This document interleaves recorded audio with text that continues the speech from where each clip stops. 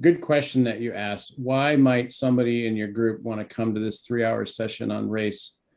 And a couple of thoughts is, there's a assumption out there that when I'm focusing on race, I'm helping people of color with their issues, just like I often think of gender as I'm helping women with their issues. And it's almost like a zero sum gain. If they're going to benefit somehow, I'm going to lose. When actually the reality is, I find most white men who do this reflection work, as well as whites in general, there's a huge benefit to us to do this. It's not about helping other people with their issues solely.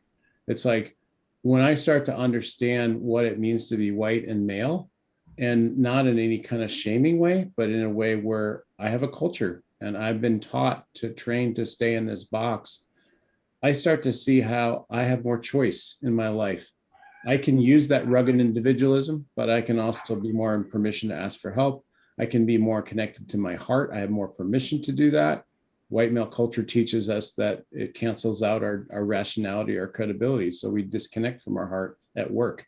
And there's a lot of costs to that in our relationships at home, including with our kids, significant others, and our leadership effectiveness. So what I see is this is about liberation for us as white men as much as anybody else. And we have even more perhaps to gain out of this than others.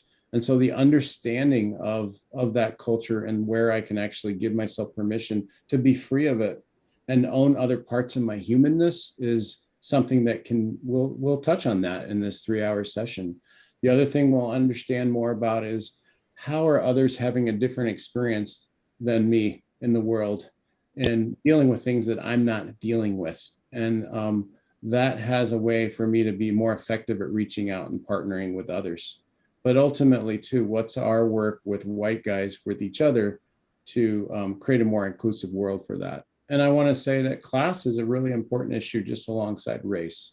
And there's a lot of variance amongst white guys around our experiences of class. And we don't assume sameness, that all white guys are equally economically advantaged the same. And so looking at it from an intersectional lens is an important part of all that too. What would you add, Wayne? Do you want to add yourself as a spotlight? Yeah, I can do that. And I think I just add what I said before, just about the other part of this. I think that people get out of it, and particularly men can get out of this, particularly white men, is this idea of being leaders and leading across difference. We are fundamentally a leadership company.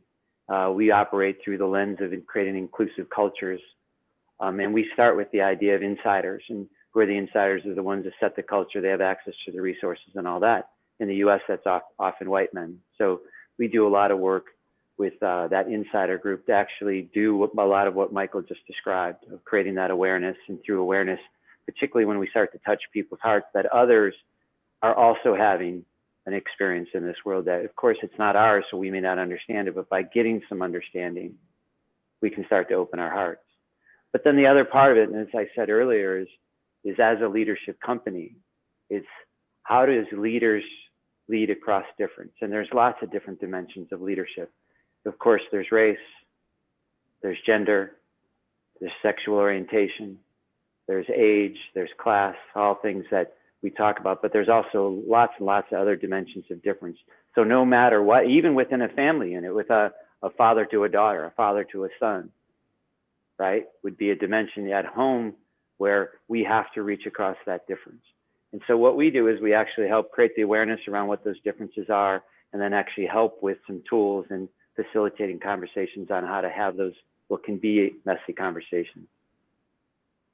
Yeah, and it's about taking this world that we're in where everything's polarized across political differences, across all kinds of differences, and learning how do I actually, how do I not be part of the problem, but how do I be part of the solution?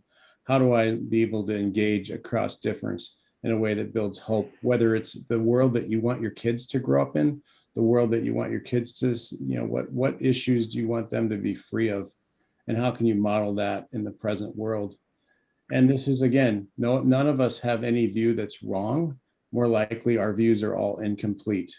So what is it we're not seeing that is affecting the world today? And so it's just expanding our viewpoint. And there's nothing wrong with where you are now and what you feel right now.